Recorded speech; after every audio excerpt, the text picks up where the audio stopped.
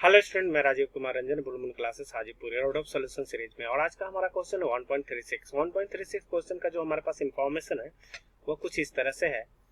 A particle A moves in one direction along the given trajectory with a tangential acceleration omega t is equal to at। मतलब हमारे पास जो given है वो omega t is equal to at, where omega t is nothing but acceleration component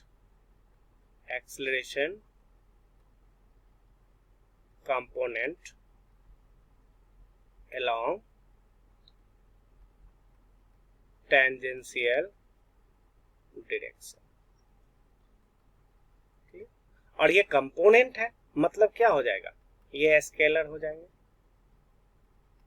clear? That is omega ट हमारे पास क्या हो जाएंगे, स्केलर हो जाएंगे। उसके बाद बोल रहे हैं कि where a is the constant vector coinciding in the direction with the x axis। मतलब हमारे पास दिया हुआ है a is the vector along x axis। Clear? और इसको हम ऐसा लिख सकते हैं a is equal to ai, that is I is unit vector along x axis। ठीक है?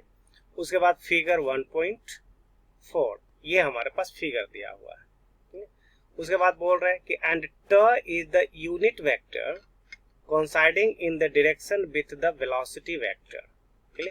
उसके बाद बात कर रहा है कि हमारा जो ट है वो है यूनिट वेक्टर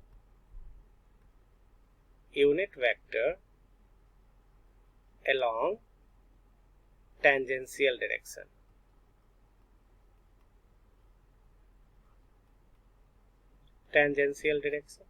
तो इस इंफॉर्मेशन में हमारे पास जो आया वो कुछ इस तरह से आया। दैट मीन्स ये हमारे पास वेक्टर है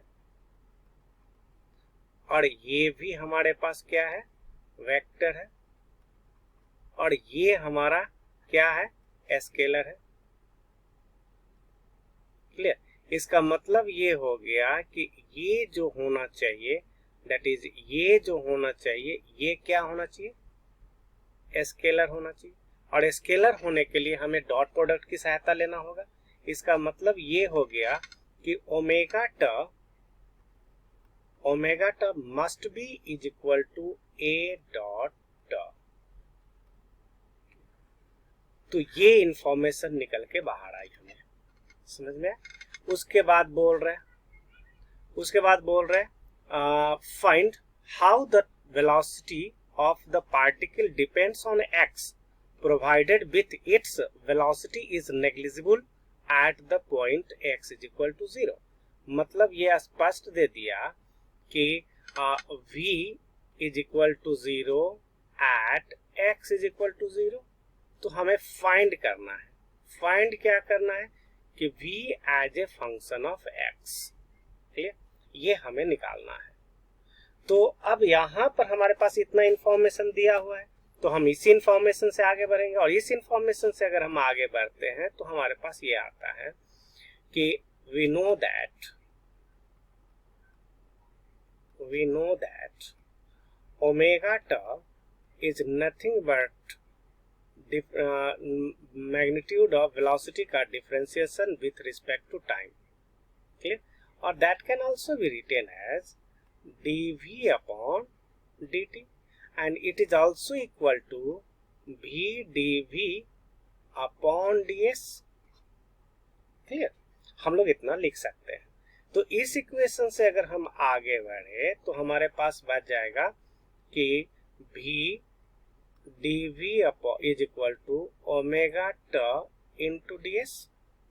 हम ऐसा इस इक्वेशन को ही क्यों सिलेक्ट किए, तो इस बात को यहां पर ध्यान रखो कि वेलोसिटी निकालनी है। तो वेलोसिटी निकालनी है तो वेलोसिटी है किसके फंक्शन में, एक्स के फंक्शन में। तो हमें डिस्प्लेसमेंट चाहिए, मतलब एक्स डिस्प्लेसमेंट चाहिए, तो एस के लिए हम ds ले लिए। तो ये हमारा सुटेबल इक्वेशन हो गया। क्लियर? तो ये हो जाएगा हमारे पास v dv and omega t is nothing but the a dot t into ds। Clear. अब यहां से हम लोग अगर बात करें तो हम लोग ऐसा लिख सकते हैं कि v dv is equal to a dot t ds। Clear. और t क्या है? Unit vector along the tangential और ds the distance। तो ये देखो कि ये हमारा t हो गया, तो ये हमारे पास रेडियस वेक्टर हो जाएंगे। क्लियर। dr। और ये वैलिड, यहां पर ध्यान रखें इंपॉर्टेंट पॉइंट तो ये है कि it is valid for small displacement. Clear. तो स्मॉल डिस्प्लेसमेंट के लिए अगर हम देखें तो अगर ये एक्स एक्सिस है और ये वाई एक्सिस है, कोई पार्टिकल ऐसे मूव कर रहा है, तो देखो यहाँ पर ये r1 हो गया और ये हमारा r2 हो गया और ये s d मतलब ये हो गया हमारा ds और वेलोसिटी वेक्टर हमारे पास ये t है। तो ये जो वेक्टर हो गए वो हो जाएंगे t into ds and that one is equal to r2 minus r1 and that one is equal to dr। Clear. तो यहां से हमें dr मिल गया, ये तो dr मिल गया, तो t into ds को हम लोग क्या लिख सकते हैं? dr that is v dv is equal to a dot dr। ऐसा इसलिए लिख दिए कि dr is equal to ds into t। Clear. उसके बाद हम बात करते हैं कि a is nothing but the velocity x constant vector along x axis। Clear. तो यहां से हम लोग अगर देखें तो ये हो जाएगा v dv is equal to a I dot dr। Clear. तो यहां से हम लोग यूज कर सकते हैं I डॉट dr। तो I डॉट dr, तो यहां से हम बात करते हैं कि अगर dr is equal to nothing but dxi plus dyj plus dzk। Clear. तो यहां से हम लोग यूज कर सकते हैं,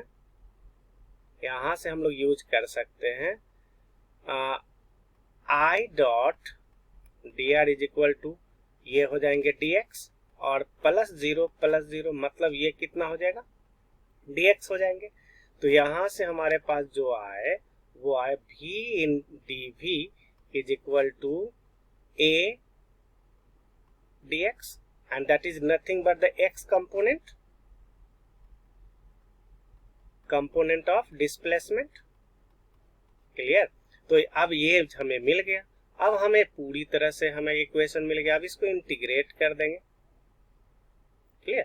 और इंटीग्रेशन में हमारे पास एक क्लू दे दिया गया है, पहले इक्वेशन में क्या दे दिया गया है कि velocity is 0 at x is equal to 0। तो ये इंफॉर्मेशन हमारे पास है, that is velocity 0 at x is equal to 0 and velocity is equal to v at x is equal to x। तो अगर हम इसको इंटीग्रेट करते हैं तो हमारे पास आएगा v square upon 2 is equal to x and this imply that v square is equal to 2ax and that v is equal to root under 2ax and it is the required equation, required relation velocity as a function of x and hence it is our answer। Okay, that's all over. Thank you.